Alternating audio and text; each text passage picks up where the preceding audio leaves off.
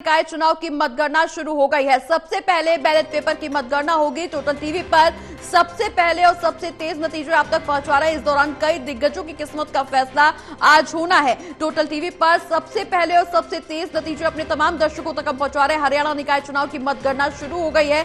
विशाल लगातार हमारे सहयोगी बने हुए हैं। विशाल, जिस तरह से सुरक्षा व्यवस्था का हम जिक्र करें, आप बता रहे थे कि मोबाइल फोन ले जाने की अनुमति नहीं है, आईडी कार्ड को चेक करके ही अंदर आने की इजाजत दी जा रही है। कहा यह जा रहा है कि इस बार कई लेयर की सुरक्षा देखने को मिल रही है, चूंकि मतगणना को लेकर के तमाम सवाल, तमाम जवाब यहां पर देखने को मिल चुके हैं, तमाम आरोप प्रत्यारोप का भी सिलसिला देखने को मिल चुका है, लेकिन ऐसे में अब कई लेयर की सुरक्षा देखने को मिल रही है। विशाल, किस तरह की सुरक्षा व्यवस्था वहां पर देखने को मिल रही है और लोगों का क्या कुछ रुख है? क्योंकि इस दौरान हमने ये भी देखा कि लोगों ने बहुत ज्यादा बढ़ चढ़ करके मतदान में अपना हिस्सा नहीं लिया है, लेकिन सुरक्षा कहा जा रहा है कि सुरक्षा इस बार बेहतर है और बहुत पुख्ता सुरक्षा के बीच इस बार मतगणना हो रही है। बैलेट पेपर की सबसे पहले मतगणना होगी।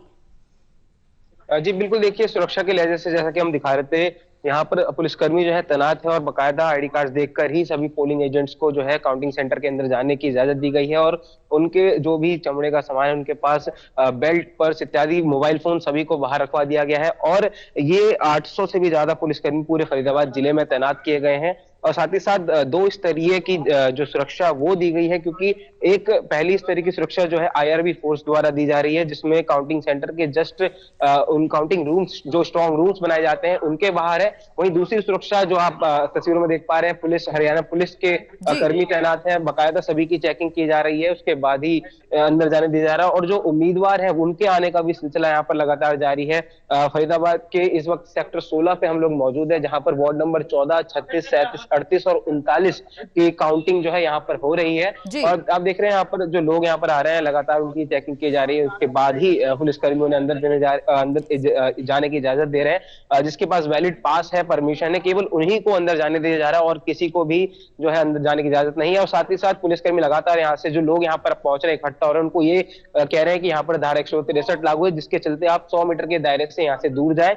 तो लोग यहाँ से जो है पीछे वेट कर रहे हैं। आप देखेंगे तो लोग भी जो पहुंचे हैं, उम्मीदवारों के समर्थक यहाँ पर पहुंचे हैं, क्योंकि 12 बजे के आसपास जो है उम्मीद जताई जा रही है कि परिणाम सबके सामने आ जाएंगे।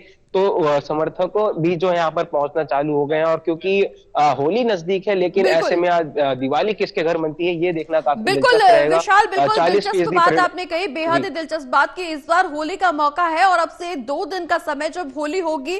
और इस दौरान सबसे बड़ा सवाल यही कि होली के दिन आखिर किसके घर में दिवाली मनती है, क्योंकि जीत के दावे सभी राजनीतिक दल कर रहे हैं। थोड़ी ही देर में पहला रुझान सामने आएगा और रुझान जब निकल करके सामने आएगा तो इससे आंकड़े, नतीजों को लेकर के भी लगाए जाने लगेंगे कि किस तरह के नतीजे होंगे। लेकिन जिस तरह से राजनीतिक दल जीत का दावा कर रहे हैं, माहौल क्या कुछ नजर आ रहा है?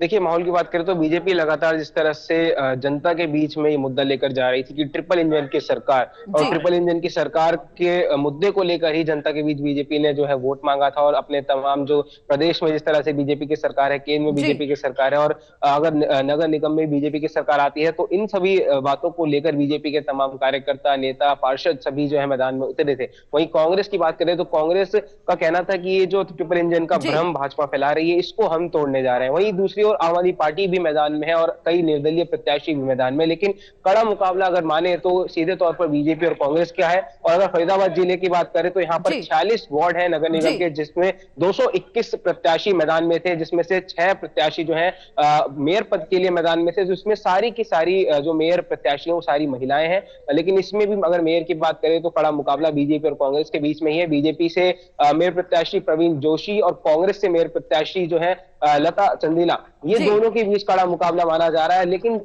अभी जो है काउंटिंग स्टार्ट हो चुकी है, सबसे पहले बैलेट पेपर खुले हैं और धीरे धीरे जो है हमारे सामने रुझान भी आने लग जाएंगे।